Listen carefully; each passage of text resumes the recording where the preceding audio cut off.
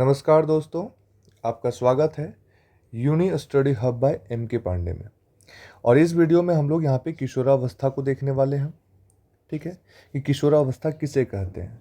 इसी को हम लोग कहते हैं यौवन आरंभ भी कहते हैं, यौवन आरंभ भी कहते हैं। ठीक है, और यह टॉपिक आपका किसका है, तो जीव जनन कैसे करते हैं, और उसी में हम लोग आगे बढ़ रहे थे मानव प्रजनन तंत्र में, है ना। तो हम लोग मानव प्रजनन तंत्र को देखेंगे, लेकिन उसके पहले क्या है कि किशोरावस्था किसे कहते हैं या किशोरावस्था होता क्या है। चलिए हम लोग शुरुआत करते हैं। तो सबसे पहला है कि किशोरावस्था है क्या। बात समझिएगा, किशोरावस्था है क्या। तो किशोरावस्था किसे कहते हैं समझिए, कि जब बच्चा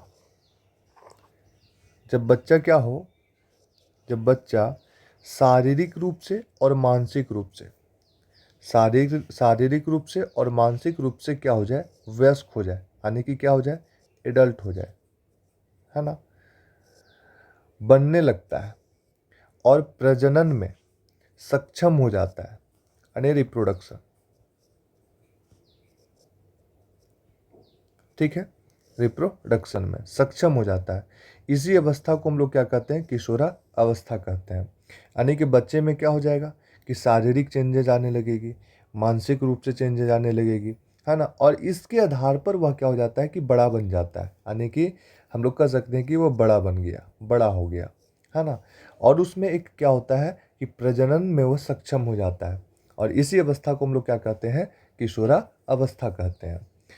तो चलिए अब हम लोग देखते हैं कि किशोरावस्था लड़कों में और लड़कियों में कैसे शुरू होता है, किस एज से शुरू होता है। तो अगर सबसे पहला देखें, हम लोग ये बात करते हैं किशोरावस्था में आरंभिक आयु कितनी होनी चाहिए। अगर आयु का बात करते हैं तो लड़कियों में आयु होना चाहिए 10 से 14 साल, 10 से यानी कि 10 से 14 वर्ष होनी चाहिए। ठीक है, इसी के बीच में इसका क्या होता है कि यौनारंभ शुरू हो जाता है। लड़कों में एज क्या होनी चाहिए, 11 से 16। हम लोग एक चीज़ देखते हैं यहाँ पे कि लड़कों से पहले यौन आरंभ किस में शुरुआत हो जाता है, लड़कियों में। ठीक है, इसमें हार्मोन का बात करते हैं। तो हार्मोन एक होता है एस्ट्रोजन, जो महिलाओं में निकलती, यानी कि लड़कियों में निकलती है, और यह अंडाशय से निकलती है। ठीक है, और दूसरा अगर हम लोग लड़कों का बात करते हैं तो यह टेस्टोस्टेरोन होता है ना। टेस्टोस्टेरोन, है ना, ये हार्मोन है। ये कहाँ से निकलता है, तो टेस्टोस्टेरोन हार्मोन जो है ये आपका कहाँ से निकलेगा, वृषण से निकलेगा। कहाँ से होगा, वृषण से। ठीक है, और इसी के कारण आप कह सकते हैं कि किशोरावस्था में जो हमारे चेंजेज आते हैं, शारीरिक चेंजेज हो गई, है ना, या मानसिक जो भी चेंजेज आती है, यही हार्मोन के कारण होता है। अब देखिए, अब एक आता है प्रजनन अंग परिवर्तन हो जाता है ना। तो क्या होगा, प्रजनन अंग परिवर्तन कैसे होगा, तो अगर हम लोग लड़कियों में बात करते हैं तो अंडाशय क्या करता है, अंडाणु बनाने लगता है। अंडाशय क्या करता है, अंडाणु बनाने लगता है। और वृषण क्या करता है, लड़कों में शुक्राणु बनाने लगता है। समझ में आ गया कि अगर प्रजनन अंग परिवर्तन कैसे होगा कि अंडाशय जो है वो क्या बनाने लगेगा, अंडाणु, और वृषण जो है वो क्या बनाने लगेगा, शुक्राणु। अब देखिए, बाहरी शारीरिक बदलाव भी होते हैं।